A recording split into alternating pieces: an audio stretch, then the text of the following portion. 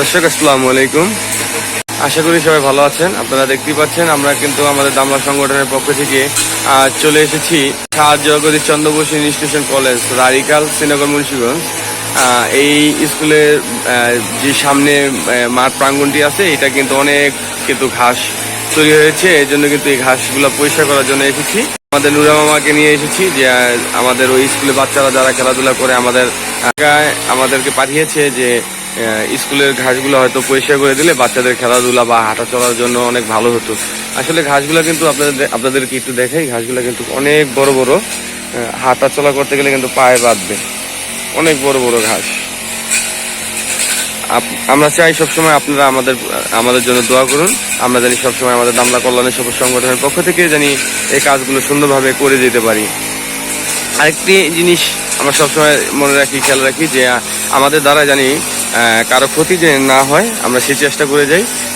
আপনারা চাইলে আমাদের সাথে যোগাযোগ করে আপনাদের এরকম যদি কোনো কাজ বাজ থাকে তাহলে আমাদের সাথে যোগাযোগ করতে পারেন, আমাদের দিয়ে করিয়ে নিতে পারেন।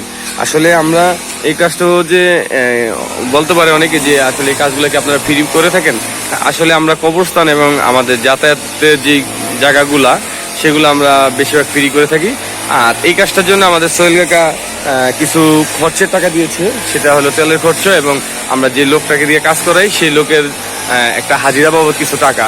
আসলে অল্প টাকা। এই ঘাসগুলো হয়তো কাটাতে গেলে 2-3টা লোক দিয়ে কাটাতে গেলেও সম্ভবত মোটামুটি ভালো টাকা লেগে যেত।